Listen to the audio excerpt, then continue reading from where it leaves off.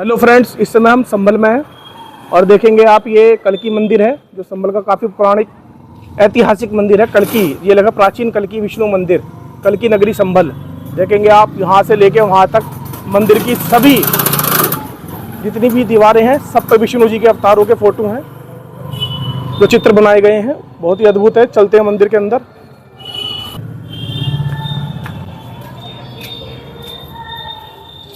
जय देखेंगे आप दोस्तों, इस समय हम कल्की विष्णु भगवान का जो मंदिर है जहाँ विष्णु जी का अवतार बताया गया है उसके प्रांगण में है। देखेंगे आप, ये सारी जगह है इस समय यहाँ, और ये मंदिर है आप देखेंगे जिसमें कल्की विष्णु भगवान जी की मूर्तियाँ स्थापित हैं और प्राचीन मंदिर है। 1000 वर्ष से भी ज़्यादा पुराना मंदिर है ये दोस्तों। अब इस समय हम जो है संभल के बहुत ही प्राचीन मंदिर कल्की विष्णु अवतार मंदिर में है। हमारे साथ पुजारी जी मिल गए। पुजारी जी, आपका नाम? महेंद्र शर्मा। अच्छा पुजारी जी, इस मंदिर की क्या विशेषता है जो हमने सुनी है, थोड़ा हमें भी बताएंगे क्या क्या है इस मंदिर की विशेषता? भगवान कल्की का एकमात्र मंदिर है जी। भगवान कल्की का इससे पहले कोई मंदिर नहीं बना। अच्छा, तो ये कितना पुराना मंदिर होगा? मंदिरों की उम्र नहीं बताई जा सकती, बहुत पुराना है। बहुत पुराना है। हाँ। इसका जो कागज मिलते हैं हाँ। उसमें इसका नाम मनुश्री कल्की मंदिर है। मनुश्री मंदिर, मनुश्री कल्की मंदिर, मनुश्री कल्की मंदिर है। अब श्री कल्की मंदिर तो है कि भाई कल्की भगवान की मूर्तियाँ हैं, इसमें मनु नाम क्यों जोड़ा गया? जी। तो क्या महाराजा मनु ने बनवाया था? तो वर्ष आप लगाइए। आप महाराजा मनु को कितने वर्ष हो गए? तो इन मंदिरों की उम्र देखना तो एक मजाक वाली बात। बिल्कुल बिल्कुल। अच्छा, जैसे कि हम सभी लोग सुनते आ रहे हैं बचपन से, भाई जो हमें बचपन से सुना है कि संभल एक ऐसी नगरी है जहाँ भाई विष्णु जी का अवतार होगा। देखिए, भगवान विष्णु के 10 अवतार मुख्य होते हैं जी। वैसे तो बहुत अवतार हैं लेकिन 10 अवतार मुख्य हैं जी। तो सारे अवतारों के स्थान निश्चित हैं जी। कि राम जब भी आएंगे अयोध्या में आएंगे जी। कभी आपने सुना हो किसी के मुंह से या पढ़ा हो कहीं कि भाई राम हरिद्वार में आ गए या काशी में आ गए? नहीं, वो अयोध्या में ही आएंगे। कृष्ण जब भी आएंगे वृंदावन में ही आएंगे। ऐसे कल्की भगवान जब भी आएंगे संभल में ही आएंगे। संभल में ही आएंगे। हाँ, वही संभल भी यही निश्चित है।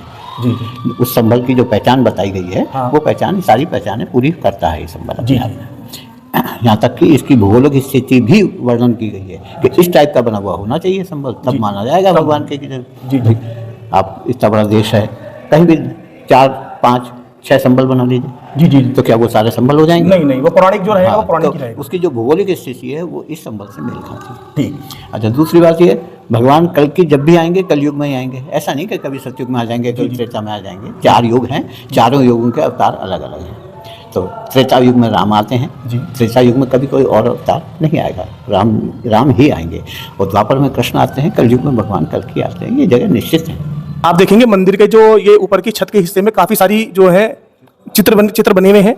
तो क्या पंडित जी ये सब विष्णु जी के अवतार जिनकी प्रतिमाएं बनी हुई है चित्र? नहीं, सारे तो विष्णु के अवतार नहीं हैं ये, लेकिन ये भित्ति चित्रकला है। पहले ही मंदिरों में बनते थे ये।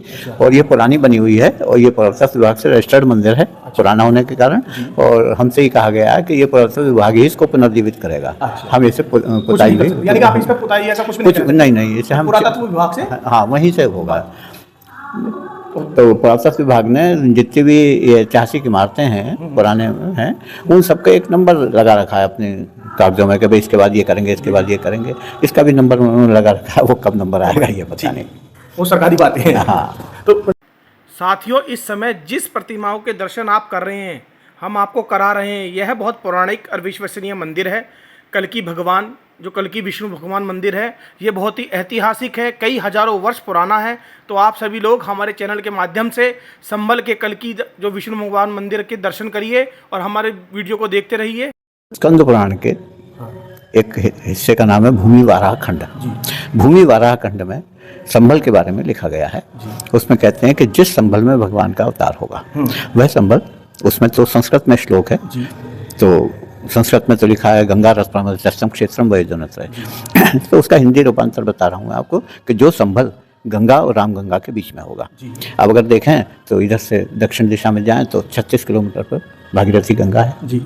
और इधर मलाबाद में रामगंगा है जी। तो गंगा और रामगंगा के बीच है। फिर उन्होंने दूरी बताई कि संभल से भागीरथी गंगा 3 योजन की दूरी पर होगी।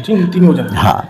और उस समय में योजन में दूरी नापी जाती थी, आज किलोमीटर में है। तो 3 योजन के आगे अगर हम किलोमीटर बनाएं तो 36 ही किलोमीटर बैठते हैं। अच्छा। तो 36 किलोमीटर पर है भागीरथी गंगा। इधर मलवाद जाएंगे तो भी 36 किलोमीटर है, तो बिल्कुल सेंटर में है।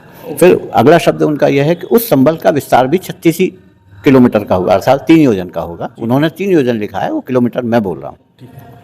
तो पुरानी शब्द है। हाँ, कि पहले लंबाई को योजन में ही नापते थे।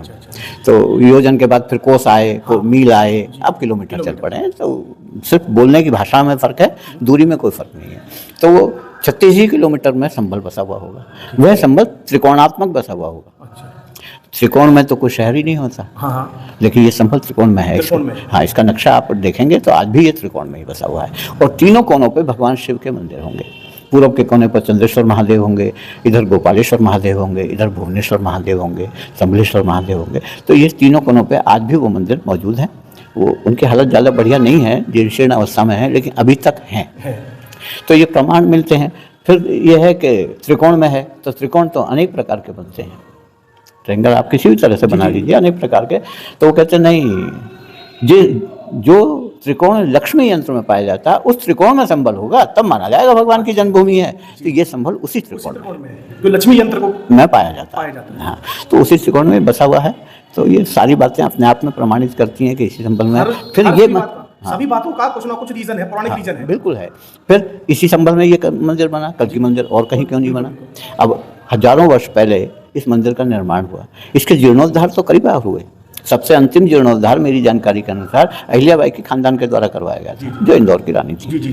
तो उन्होंने अंतिम बार करवाया, लगभग मैं समझता हूँ लगभग 250 वर्ष के करीब हो गए होंगे जीर्णोद्धार को।